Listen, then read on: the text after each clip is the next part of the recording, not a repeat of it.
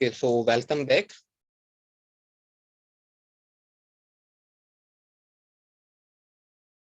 Screen share हो रही है सबके साथ?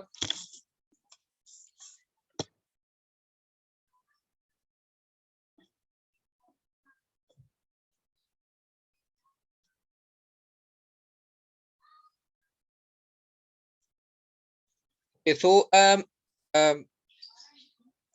हमारे पास ये जो है एक एडमिन साइड है, एक एडमिन पैनल है वर्डप्रेस का। अब इसका वो यूजर साइड कहाँ है, जो कि www.something.com लिखने के बाद हमारी वेबसाइट का जो लुक आएगा वो कहाँ पे, वो हमारे पास नजर आएगा। यहाँ पे ये मेरी वेबसाइट का नाम ऊपर टॉप पे नजर आ रहा है, विजिट साइट पे मैं जैसे ही क्लिक करूंगा, इस वक्त जो अब भाई वर्डप्रेस मैंने इंस्टॉल कर दिया, तो बाय डिफॉल्ट वर्डप्रेस जो हमें वेबसाइट प्रोवाइड करता है वो प्रोवाइड करता है ब्लॉग। ठीक है, बताते खुद वर्डप्रेस हमें प्रोवाइड करता है, वो वर्डप्रेस खुद भी हमें एक ब्लॉग ही प्रोवाइड करता है, यानी कि पोस्ट वगैरह जहाँ पे हम पोस्टिंग कर सकें, एजुकेशनल हो या एनी न्यूज वगैरह। तो वो सिंपली एक पोस्टिंग टाइप एक वेबसाइट दे रहा होता है। ये एक पोस्ट इसमें ऑलरेडी हुआ है, हेलो वर्ल्ड, एक वेलकम पोस्ट है, welcome to WordPress. Hello world पे क्लिक करेंगे तो यही पोस्ट एज अ सिंगल हमारे पास अलग से ये ओपन हो गया। ये इस पोस्ट का पैराग्राफ है, एक सिंगल लाइन, एंड ये इसका पोस्ट के नीचे रिप्लाई करने का एक सेटअप उन्होंने खुद बना के दे दिया है कि यहाँ पे हम रिप्लाई भी कर सकते हैं, किसी पोस्ट के ऊपर कमेंट कर सकते हैं। एंड ये मेन्यू के अंदर एक ही सैंपल पेज इन्होंने दे रखा है, ये एक सैंपल पेज है। एंड वापस वेबसाइट के नाम पे क्लिक करेंगे तो हम वेबसाइट के मेन पेज पे आ जाएंगे, कि ये एक होम पेज है मेरे वेबसाइट का। यानी वर्डप्रेस बजाते खुद जो हमें वेबसाइट प्रोवाइड करता है वो भी एक ब्लॉग ही करता है। बाद में वो प्रोसेस आता है कि जहां पे हम अपनी वेबसाइट को सेट करें फॉर न्यूज वेबसाइट या फॉर वेडिंग वेबसाइट या फिर फॉर पोर्टफोलियो या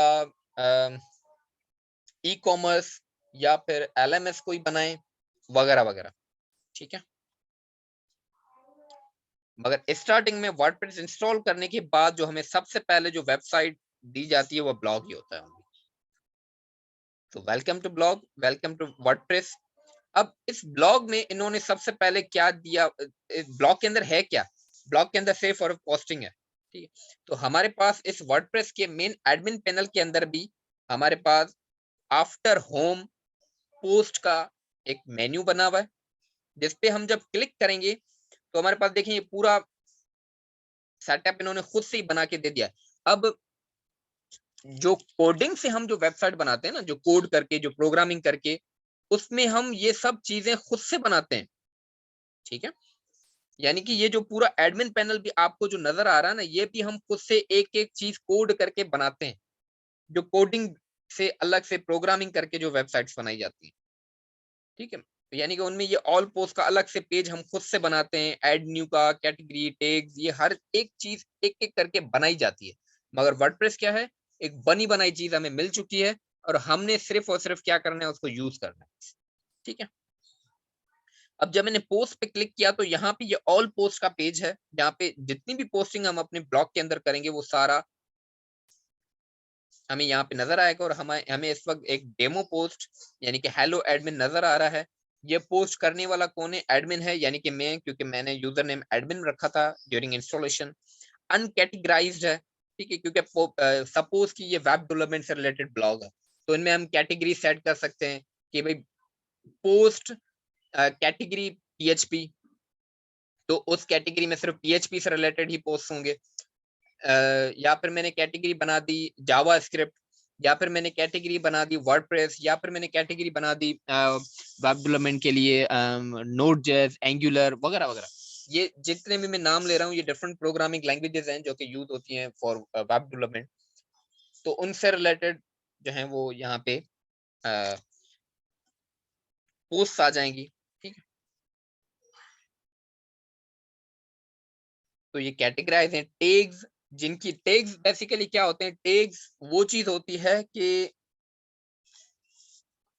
हम अपनी पोस्ट को गूगल सर्च इंजन में कैसे लाएं, यानी कि वो कौन से लफ्ज होंगे जिनको लिख के हमारा यूजर जब सर्च करे मेरी पोस्टिंग उसके पास वहां गूगल में नजर आए। जैसे कि गूगल में मैं कुछ भी लिख के सर्च कर दूं, कंप्यूटर लिख के सर्च कर दिया, मेरे पास बहुत सारी वेबसाइट्स आ जाती नीचे कंप्यूटर से रिलेटेड। तो मेरी ये पोस्ट या मेरी ये वेबसाइट कब आए सर्चिंग में, तो वो बेसिकली वो टैग्स होते हैं। हम जो जो टैग्स देंगे मेरी ये पोस्ट उन टैग्स या यानी कि वो कीवर्ड्स होंगे जिनमें वो मेरा आएगा अपना सर्चिंग में। ठीक है,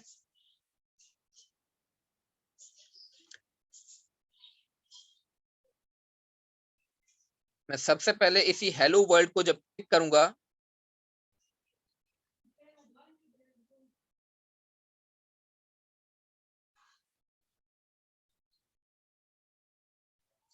अब क्योंकि हमने वर्डप्रेस फर्स्ट टाइम ऑन किया है, एडिटर मैंने जैसे ही ऑन किया ये मुझे सेटअप्स बता रहा है कि आप किस किस तरह से इसमें क्या क्या कर सकते हैं। मैंने सिंपली नेक्स्ट नेक्स्ट करके गेट स्टार्टेड कर दिया। जब आप कोई पोस्ट करोगे, this is the post title,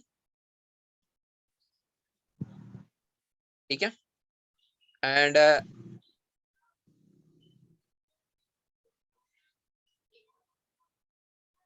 ये जो है पोस्ट का एक आर्टिकल है या पैराग्राफ है या एनीथिंग। अब इसमें आप कुछ भी लिखें, सपोज कि मैं क्योंकि अपडेट कर रहा हूँ ना इस पोस्ट को, ये हेलो वर्ल्ड पोस्ट था, मैं इसको अपडेट कर देता हूँ।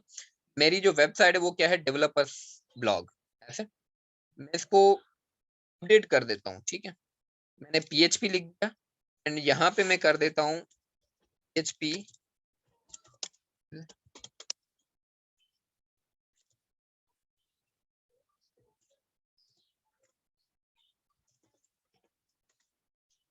Server side scripting programming language. ठीक है, मैंने इतना कर दिया। इस टेक्स्ट को बोल्ड करना चाहो, इटैलिक करना चाहो, या इसमें कोई लिंक ऐड करना चाहो, मैं सपोज कि प्रोग्रामिंग वर्ड पे लिंक ऐड करना चाह रहा हूँ, यहाँ से लिंक ऐड करने का तरीका है कि मैं जब भी कोई इस प्रोग्रामिंग वर्ड पे क्लिक करेगा कोई वेबसाइट खुल जाए, कोई लिंक ऑन हो जाए लैंग्वेज पे या किसी भी चीज पे। इस तरह से और भी ये ऑप्शंस हैं, आप इनको हाईलाइट करना चाहें, ठीक है, या फिर यहाँ से आप कोई ब्लॉग्स भी ऐड कर सकते, ब्लॉग्स, ठीक है, कि मेरी ये जो पूरा मेरा पैराग्राफ होगा या मेरा जो पूरा आर्टिकल होगा इसमें कहीं पे हेडिंग आ जाए कि यहीं, या फिर कहीं पे मैं एक कोड का एक ब्लॉक लगा दूं, कहीं पे लिस्ट लगा दूं, कहीं पे इमेज लगा दूं। ठीक है, मैंने जैसे ही इमेज पे क्लिक कर दिया, ये यहाँ पे इमेज का देखिए मेरे इस लाइन के बाद इमेज का ऑप्शन आ गया। अपलोड पे जाके मैं डायरेक्टली कोई इमेज सेलेक्ट करके अपनी इस पोस्ट में इमेज लगा दूंगा। ठीक है,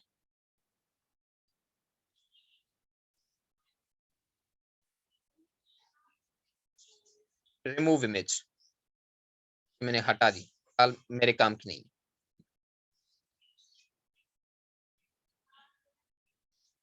टेक्स्ट को कोई कलर देना हो, भाई प्रोग्रामिंग वर्ड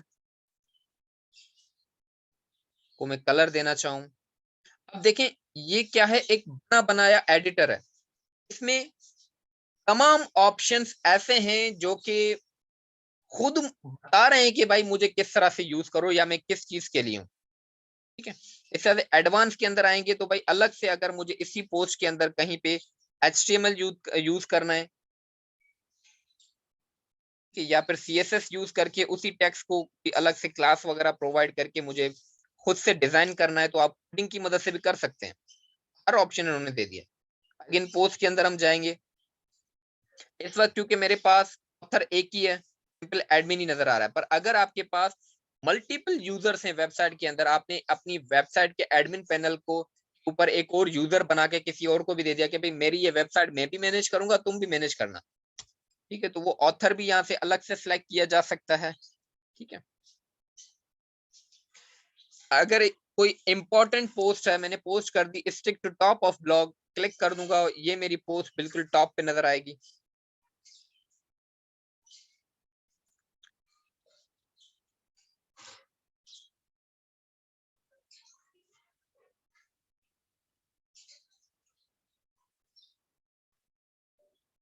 अब ये जो सारी चीजें हैं ये असल में एडमिन पैनल से मैनेज होती हैं, तो ये मैं फिलहाल जो है आप लोगों को ये नहीं बता रहा। इसका ना बताने का मकसद ये है कि क्योंकि इन चीजों को हम यहाँ से एडमिन पैनल से बैक साइड मैनेज करेंगे और उस वक्त इन चीजों को पढ़ेंगे तो वो ज्यादा बेहतर रहेगा। अगर यहीं पे सब बता दूंगा तो वो यानी कि ना कंफ्यूजन हो जाएगी। अदरवाइज कैटेगरीज जो हैं यहाँ से हम ऐड कर सकते हैं, या बाहर से भी वो हमारे पास ऑप्शन था कैटेगरीज ऐड करने का, डायरेक्टली यहाँ से भी करना चाहें या अनकैटेगराइज कर दें। भाई ये मेरी पोस्ट किसी कैटेगरी में नहीं आती, ठीक है। टैग्स लगाना चाहें, फीचर्ड इमेज क्या होती है, जैसे कि कोई भी सिंगल पोस्ट है उसकी एक मेन फीचर्ड इमेज हो, यानी कि अगर मैं बाद में उस पर्टिकुलर पोस्ट को मैं कहीं पे शेयर कर रहा हूँ, जैसे कि हम अक्सर व्हाट्सएप के ऊपर ही लिंक्स शेयर करते हैं, तो वो लिंक वहीं पे ही एक इमेज के साथ प्रीव्यू दे रहा होता है ना, वो एक उसकी मेन इमेज होती है, वो फीचर्ड इमेज होती है मेरे किसी भी पर्टिकुलर पोस्ट की या लिंक की। मैं फिलहाल इसको यहाँ पे अपडेट कर देता हूँ। मैंने जैसे ही अपडेट कर दिया एंड अपडेट करने के बाद मैं वापस दिख जा रहा हूँ अपने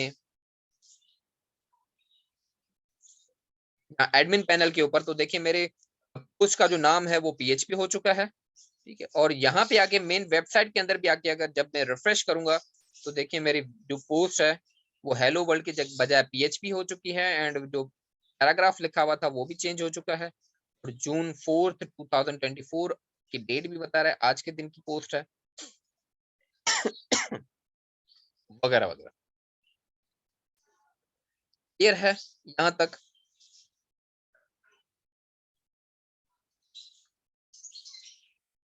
यहाँ तक कंफ्यूजन?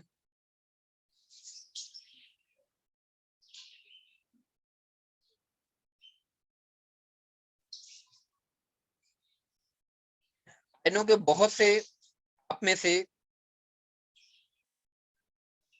स्टूडेंट्स के दिमाग में ये सवाल जरूर आ रहा होगा कि सर ये तो एक सिंपल सा ब्लॉग है, वो वेबसाइट्स कहाँ हैं जो कि हम बनाना चाह रहे हैं, या हमारे जो आइडियाज हैं वो कहाँ हैं? तो ऐसा ऐसा, ठीक है। क्योंकि अक्सर स्टूडेंट जल्दबाजी करते हैं।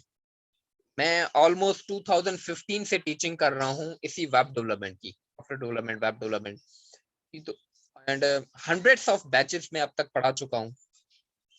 अक्सर स्टूडेंट्स जल्दबाजी करते हैं, सर ये तो ये नहीं है, मैंने तो कुछ और सुना था, ये तो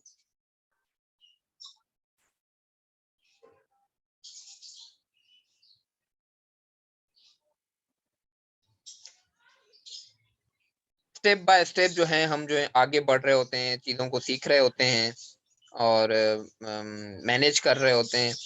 तो भी यानी कि ना जल्दी करने की जरूरत नहीं है कि सर फिलहाल तो आ, वो चीजें कहाँ हैं, तो वो ऐसा ऐसा आएंगे आएंगे, ठीक है। ये तो एक पोस्ट था जिसको मैंने यहीं पे अपडेट कर दिया था, पर अगर न्यू पोस्ट ऐड करनी है तो फिर ऊपर हमारे पास टॉप पे ऐड न्यू पोस्ट का हमारे पास ऑप्शन है। अगेन सेम देखें, वही सेम ऑप्शंस हैं, वही सब कुछ है, टाइटल देना है, पैराग्राफ देना है, ठीक है, या आर्टिकल बनाना है। फिर अगर उसमें कहीं हमने कोई ब्लॉग एड करना है किसी भी किस्म का, पैराग्राफ का, इमेज, हेडिंग, गैलरी, या ब्राउज ऑल करेंगे तो हमारे पास कंप्लीट कैटेगरी आ जाएगी कि हम अपने इस पूरे आर्टिकल में क्या क्या लगा सकते हैं।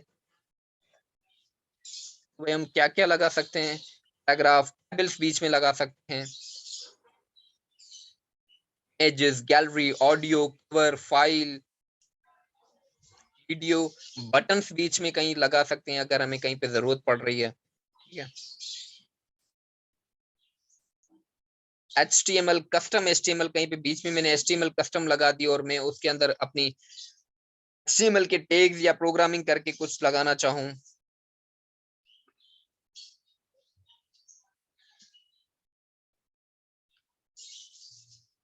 डायरेक्ट में कोई सोशल नेटवर्क एम्बेड कर दूं यहाँ पे, तो देखें हर चीज इन्होंने दे दी है, एक बना बनाया कंप्लीट सेटअप इन्होंने दे दिया है हमें।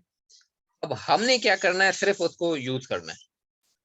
हमने सिर्फ और सिर्फ उसको चलाना है, यूज करना है एंड मार्केट में लॉन्च कर देना है अपना बिजनेस। बस मैं लीव कर रहा हूँ, न्यू पोस्ट नहीं कर रहा फिलहाल। हम आ जाते हैं कैटेगरीज के अंदर। ठीक है, अगेन हमारे पास ऐसे तो एक कैटेगराइज्ड नाम की कैटेगरी मौजूद है। ठीक है, यानी कि कोई भी पोस्ट जो है वो बाय डिफॉल्ट अनकैटेगराइज्ड होगी। जब हम अपनी तरफ से कोई कैटेगरी क्रिएट करेंगे या किसी कैटेगरी के अंदर इस सब कैटेगरी के तौर पे अगर बनाना चाहें कि भाई मेरे पास सपोज की एक कैटेगरी है डेवलपमेंट। ठीक है, ये मैंने बना दी फिलहाल। वेब डेवलपमेंट के अंदर जो है मैं कैटेगरी बना रहा हूँ PHP नाम का एंड करंट कैटेगरी रख देता हूँ वेब डेवलपमेंट को।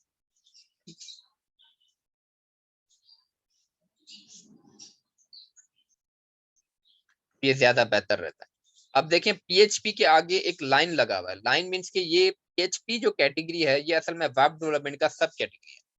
ठीक है, यानी कि PHP कैटेगरी में मैं जितनी भी पोस्ट रखूंगा वो ऑटोमेटिकली वेब डेवलपमेंट कैटेगरी में भी नजर आएंगी। ठीक है, अगर वेब डेवलपमेंट कैटेगरी के अंदर एक और भी है जावा स्क्रिप्ट नाम का, मैंने कैटेगरी अगर यहाँ पे एक सब कैटेगरी जिसका पेरेंट कैटेगरी अगेन मैं वेब डेवलपमेंट ही रख देता हूँ।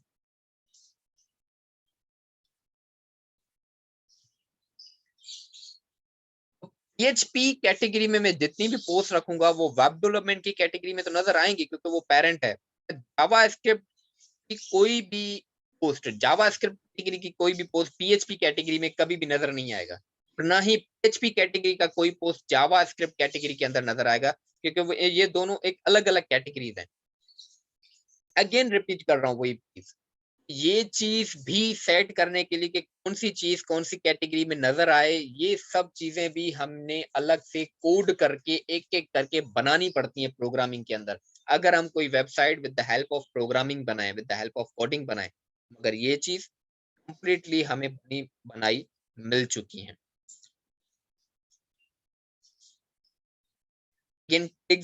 सेम वही प्रोसेस है जैसे हम कैटेगरीज मैंने क्रिएट की, इस तरह से आप बनी बनाए अपने पास पेज रख दें, क्योंकि आपको पता है कि आपके लिए आपका जो ब्लॉग है वो डेवलपर्स ब्लॉग है, तो डेवलपर्स से रिलेटेड जो टैग्स हैं वो कौन कौन से होंगे, या लोग डेवलपमेंट के लिए किन किन नामों से गूगल पे सर्च करते हैं, या वंस अगेन एक एक चीज आप अगर ढूंढो तो उससे ज्यादा बेहतर है कि गूगल पे अगेन हमारे पास जब आप सर्च करेंगे कि टैग्स फॉर वेब डेवलपमेंट, तो आपको एक लिस्ट मिल जाएगी, भाई ये सारे टैग्स हैं वेब डेवलपमेंट से रिलेटेड। वो आप एक ही बार अपनी वेबसाइट के अंदर या टैग नाम के इस सेक्शन के अंदर आप सेव करवा दें। बाद में आप पोस्ट के अंदर वो सिलेक्ट कराएं कि भाई फलानी पोस्ट के लिए मेरा फलाना टैग। क्लियर है? आफ्टर दिस पोस्ट मेन्यू के बाद हमारे पास मीडिया नाम का एक मेन्यू मौजूद है जिसके अंदर हमारे पास एक मीडिया लाइब्रेरी का एक पूरा सेटअप बना हुआ है कि भाई एड न्यू, कि सपोज कि आपके पास क्या है, बहुत सारी तस्वीरें। ठीक है, उसके आपके पास एक बहुत सारी तस्वीरें हैं, मैं कहीं देख लेता हूँ कंटेंट। मेरे पास अगर इमेजेस हैं,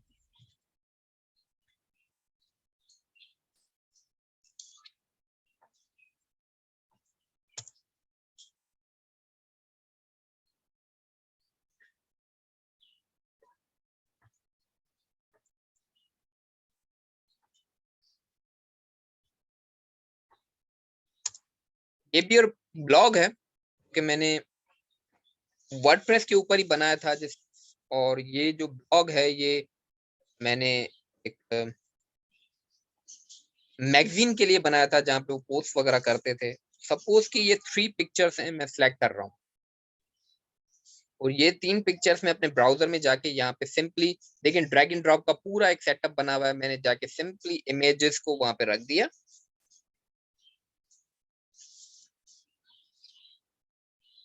अब ये जो इमेजेस है ना, को अलग से कोई बटन पे क्लिक करके या कुछ करने की जरूरत नहीं है, ये अपलोड हो चुकी है। मैंने जैसे ही ड्रैग करके ड्रॉप किया, इमेजेस यहाँ पे मेरी वेबसाइट में अपलोड हो चुकी हैं। मैं जिस पोस्ट में जाके चाहूँ या मैं अपने वेबसाइट के मेन पेज पे जहां चाहूँ जाके अपनी ये इमेज यूज करा सकता हूँ। मेरे पास मेरी वेबसाइट में इमेजेस मौजूद है, मैंने रखवा दी। अब मैं जहां चाहूँ इनको यूज करवा सकता हूँ और इनको मैं इस गैलरी भी यूज करा सकता हूँ, यानी कि मल्टीपल इमेजेस एक टाइम अगर मैं यूज कराना चाहूँ तो तब भी करा सकता हूँ। एक अलग अलग से सिंगल इमेज करके भी मैं अगर यूज करना चाहूँ तो इस तरह से भी कर सकता हूँ। कैसे होगा हम उस पर बाद में आएंगे, जब हम बाहर का ये यूजर पैनल सेट करेंगे, जब थीम के ऊपर हम जब काम करेंगे तो इमेजेस से रिलेटेड वो सारा काम हम उस टाइम करेंगे। ठीक है, क्योंकि फिलहाल हम चीजों को देख रहे हैं, मेन्यूज को हम कवर कर रहे हैं। आफ्टर मीडिया हमारे पास आ गया एजेस। एजेस क्या है? ये बेसिकली यानी कि जो हमारे पास आपको यहाँ नजर आ रहा है, ये सैंपल पेज, यानी कि आसान लफ्जों में कहें कि वो जो मेन्यू होता है हमारे पास, home, about us, gallery, contact us, ये जो 4-5 पेजेस होते हैं असल में यही होते हैं। हम पहले उनके पेजेस क्रिएट करते हैं, देन उनके मेन्यूज बना के अपनी वेबसाइट में ऊपर यहाँ पे डिस्प्ले करा देते हैं, जैसे कि यहाँ पर है। अब हमारे पास एक सैंपल पेज मौजूद है, ठीक है, पर अगर हम खुद से कोई पेज बनाना चाहें, सपोज कि मैं एक न्यू पेज क्रिएट कर रहा हूँ और पेज को मैं टाइटल दे देता हूँ अबाउट अस, ठीक है, एंड अबाउट अस के अंदर मैं लिख दूं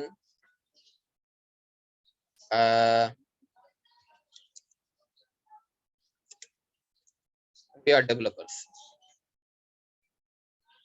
मैंने सिंपली पेज बना के पब्लिश कर दिया, ठीक है। मेरे पास अबाउट अस नाम का पेज बन चुका है। इस पेज को जब हम व्यू करेंगे तो देखेंगे व्यू करने पे ये पेज इस तरह से नजर आ रहा है, देखें about us and sample page. ठीक है, अबाउट अस में हमारे पास इस तरह से है एंड सैंपल पेज के एंड अबाउट अस के अंदर हमारे पास इस तरह से ये चीजें ऑटोमेटिकली बनती जा रही हैं।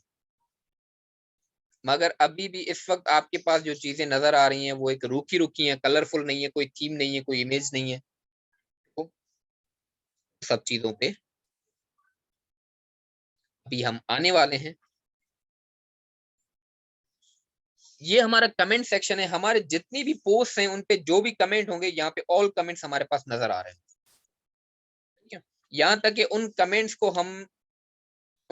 के ऊपर कोई एक्शन भी परफॉर्म कर सकते हैं, जैसे कि मैंने जब इस कमेंट को सिलेक्ट किया, ये मैंने कमेंट सिलेक्ट कर दिया भाई, अब मैं इसको अनअप्रूव कर दूं, अप्रूव कर दूं, मार्क एज स्पैम कर दूं या मूव टू ट्रैश कर दूं, ठीक है। कमेंट डिलीट करा देता हूं, ठीक है, स्पैम कर देता हूं, या अनअप्रूव रखता हूं या अप्रूव कर देता हूं।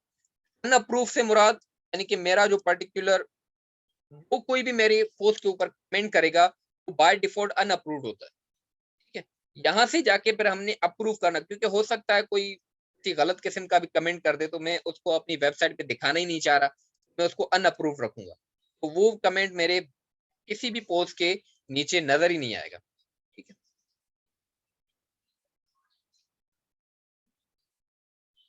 भाई अब आ गया वो हिस्सा जिसकी आपको बहुत देर से यानी कि तलाश होगी या इंतजार होगा कि सर वो चीज कहाँ है जो हम चाह रहे हैं, यानी कि वो कलरफुल वेबसाइट्स, वो इमेजेस, वो सब चीजें कहाँ है। ये वेबसाइट हमारी ब्लॉग है। बाय डिफॉल्ट मेरी वेबसाइट की जो थीम होती है, जो वर्डप्रेस की तरफ से दी जाती है, वो 3 होती है और वो तीनों की दोनों ब्लॉग ही होती हैं। वो तीनों क्या होते हैं? वो तीनों के तीनों ब्लॉग ही होते हैं। अब याद रहे, ये जो मैंने अभी थोड़ी देर पहले इतना कुछ बताया कि वर्डप्रेस पे हम क्या क्या बना सकते हैं, हम वर्डप्रेस पे ई कॉमर्स बना सकते हैं, हम वर्डप्रेस के ऊपर जो है वो न्यूज वेबसाइट्स बना सकते हैं, वेडिंग वेबसाइट, अपने बिजनेस वेबसाइट्स, पोर्टफोलियो वेबसाइट्स। तो भाई इन सब किस्म की जो वेबसाइट्स हम बना सकते हैं वो बेसिकली थीम्स है। ठीक है, जो भी थीम आप इंस्टॉल करोगे वो आपकी वेबसाइट उस टाइप की, उस किस्म की वेबसाइट बन जाएगी। ठीक है, अब जो कोई भी थीम अपने पास इंस्टॉल करोगे, यूज करोगे, वो सब के सब क्या होंगे,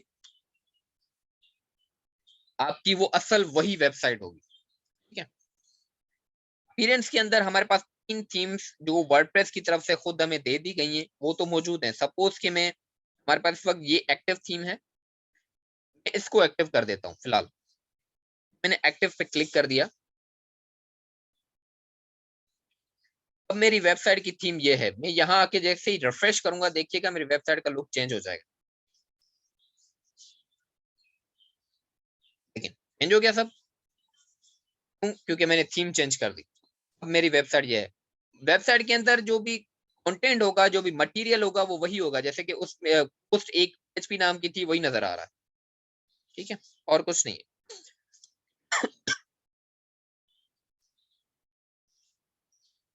इस तरह से ये एक तीसरी थीम भी मौजूद है, मगर हमें ब्लॉग्स नहीं चाहिए भाई, हमें कुछ और चाहिए।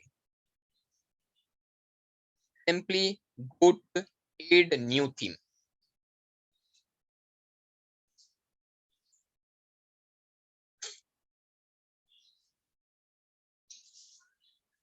मैं जैसे ही एड न्यू थीम में आया ना, तो ये आपको हजारों थीम्स नजर आएंगी। आपको हजारों थीम्स नजर आएंगे। आप अपने बिजनेस, अपने आइडिया के हिसाब से जो थीम चाहे चूज करें और आपकी वेबसाइट वो बन जाएगी। मगर वर्डप्रेस के अंदर ऑलमोस्ट, यानी कि ऐसा समझें कि 100 में से 10% थीम्स ही सिर्फ फ्री हैं, बाकी 90% थीम्स पेड हैं। और बेहतर भी यही रहता है कि पेड थीम यूज की जाए, कि जो फ्री थीम्स होती हैं वो पैरेटेड होती हैं, कॉपी होती है किसी ना किसी की। हमारे पास इंटरनेट के अंदर, इंटरनेट की दुनिया के अंदर कॉपीराइट का लॉ मौजूद है। भाई अगर आप,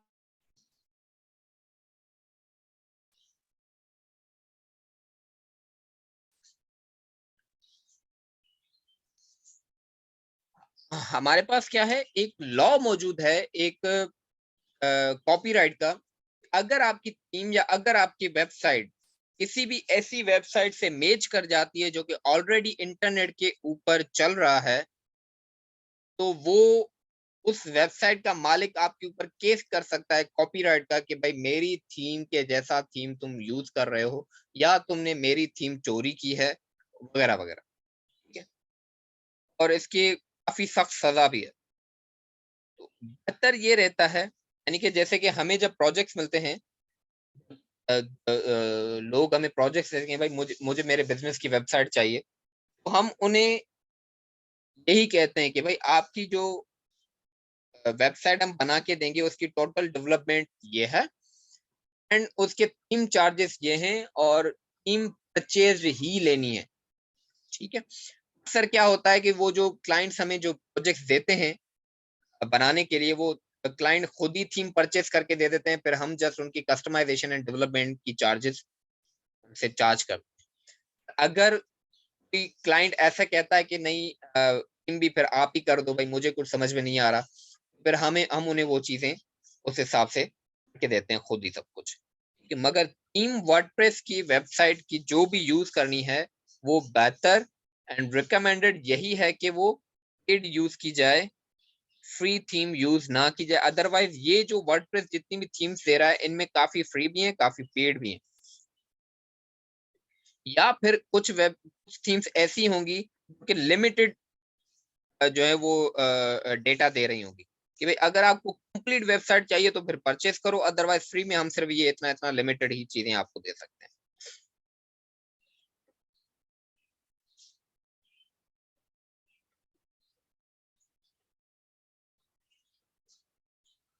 अब देखेंगे ये हमारे पास थाउजेंड्स ऑफ टेम्पलेट्स मौजूद हैं।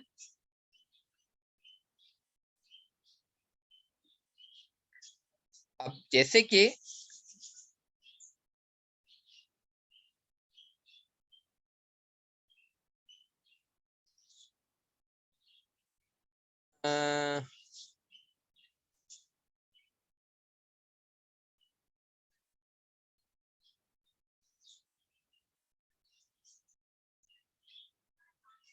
ये थीम है, ठीक है।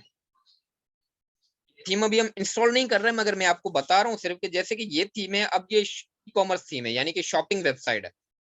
मैं ये थीम जैसे ही इंस्टॉल करके एक्टिव करूंगा, मेरा ये पूरी की पूरी जो ब्लॉग है, पूरा का पूरा जो एक वेबसाइट है, ये एक शॉपिंग वेबसाइट में ऑटोमेटिकली कन्वर्ट हो जाएगा। यानी कि मेरा ये जो ब्लॉग है, ये एक शॉपिंग वेबसाइट में कन्वर्ट हो जाएगा। सब कुछ ये खुद ही हमें प्रोवाइड कर देंगे।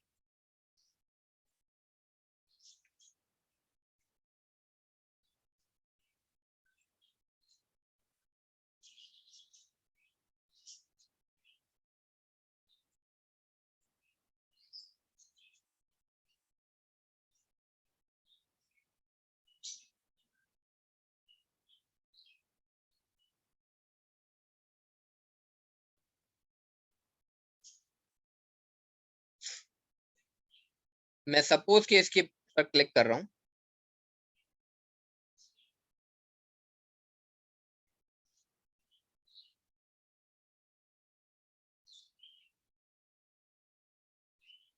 पोर्टल्स भी बनते हैं, वर्डप्रेस पे सिर्फ वेबसाइट से नहीं बनती, पोर्टल्स भी बनते हैं। मैंने थीम के ऊपर क्लिक किया है। Question WP means WordPress is a perfect theme for your project. ये तो मुझे कह रहा है कि परफेक्ट है, पर आई डोंट नो कि ये मेरे प्रोजेक्ट के लिए परफेक्ट है कि नहीं है। ठीक है, मैं एक बार यहाँ से कट कर देता हूँ। मैं ट्राई कर लेता हूँ, फिलहाल के लिए सिर्फ मैं इसको इंस्टॉल कर लेता हूँ। ठीक है,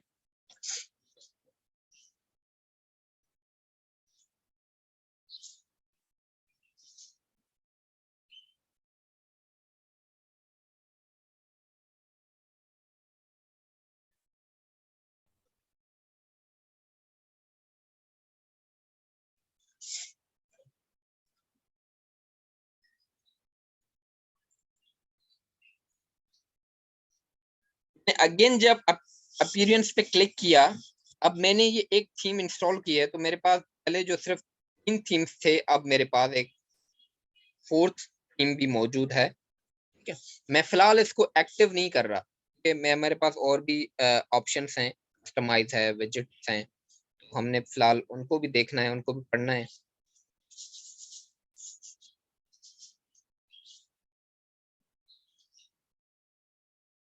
क्यों ना हम ये इंस्टॉल एक्टिव करके फिर इसी के ऊपर ट्राई कर लेते हैं।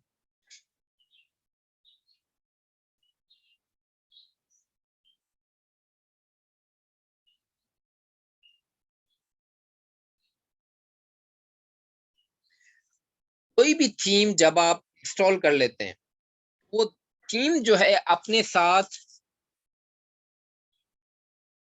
अलग से छोटे छोटे सॉफ्टवेयर लेकर आता है। ठीक है, वो चीज क्या होती है? वो चीज होता है हमारा प्लगइन्स। ये 2 टॉपिक साथ में ही पढ़े जाते हैं, थीम, प्लगइन। थीम क्या है? थीम तो मैंने बता दिया भाई। थीम वो कंप्लीट अपीयरेंस है, वो कंप्लीट लेआउट है, वो डिजाइन, वो इमेजेस। ठीक है, वो जो पूरा एक कलरफुल जो एक लेआउट बना हुआ है, थीम तो वो है। ठीक है, मगर वो उसके अंदर, जैसे कि सपोज कि मेरी कोई भी वेबसाइट है,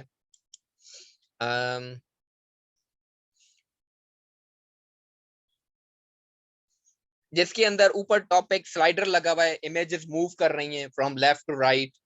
ठीक है, उसके बाद नीचे ऑथर की डिटेल्स हैं, देन टीम की इमेजेस हैं। ठीक है, वो टीम पूरी कंट्रोल्स हो रहे हैं। ठीक है, टेस्टिमोनियल्स हैं। ठीक है, एंड फॉर्म्स का पूरा डेटा है। तो वो थीम के अंदर जो कंटेंट है मेरा, जो थीम अपने साथ लेकर आया है, ठीक है, वो बेसिकली क्या है, वो बेसिकली वो छोटे छोटे प्लगइन्स होते हैं। प्लगइन है क्या, प्लगइन की डेफिनेशन अगर हम देखें तो प्लगइन बजाते खुद एक छोटा सा सॉफ्टवेयर ही है, ठीक है, एक छोटा सा सिस्टम है जो कि सर वर्डप्रेस पे रेस्पॉन्सिव वेबसाइट्स ही होती हैं। चैट में एक क्वेश्चन आया है कि वर्डप्रेस पे रेस्पॉन्सिव वेबसाइट, तो वर्डप्रेस जितनी भी थीम्स प्रोवाइड करता है वो बाय डिफॉल्ट रेस्पॉन्सिव ही होती हैं। अगर किसी को रेस्पॉन्सिव का मतलब नहीं पता तो वो मैं बता देता हूँ कि रेस्पॉन्सिव वेबसाइट्स वो होती हैं जो कि हर साइज की डिवाइस के ऊपर इजीली चल सकें। यानी कि मोबाइल में खोलूं तो मोबाइल के हिसाब से वो इजीली ऑटोमेटिकली मैनेज हो जाए, लैपटॉप पे चलाऊं तो लैपटॉप के हिसाब से चलने लगे, ठीक है, टैबलेट पे चलाऊं तो टैबलेट के हिसाब से चलने लगे, वगैरह वगैरह। तो वो रेस्पॉन्सिव वेबसाइट्स होती हैं और वर्डप्रेस की जितनी भी थीम्स हैं वो बाय डिफॉल्ट रेस्पॉन्सिव ही है। तो भाई प्लगइन्स की हम बात कर रहे थे, तो प्लगइन्स क्या है, छोटे छोटे सॉफ्टवेयर्स हैं जो कि किसी भी थीम या किसी भी वेबसाइट के अंदर एक्स्ट्रा फीचर्स ऐड करने के लिए काम आते हैं। जैसे कि मेरी वेबसाइट में स्लाइडर नहीं है, मगर मैं अपनी वर्डप्रेस की कोई मैंने थीम ले ली जिसमें स्लाइडर नहीं था मगर मुझे चाहिए, तो मैं क्या करूंगा, उस स्लाइडर का प्लगइन इंस्टॉल करूंगा अपने पास, ठीक है। तो वो प्लगइन क्या है, मीन के अलग से एक छोटे सॉफ्टवेयर्स हैं वेबसाइट के अंदर और ज्यादा न्यू फीचर्स और ज्यादा न्यू चीजें लगाने के लिए, वेबसाइट को और अच्छा बनाने के लिए, या वेबसाइट जो बजाते खुद बहुत कम चीजें दे रहा है, हम उस वेबसाइट से और भी काफी सारे काम ले सकें, वगैरह वगैरह। तो वो प्लगइन्स हैं। अब जब भी हम कभी कोई थीम इंस्टॉल करते हैं अपने पास, जो तो इंस्टॉल करने के बाद जब एक्टिव करते हैं तो वो थीम अपने साथ कुछ प्लगइन्स भी लेकर आता है।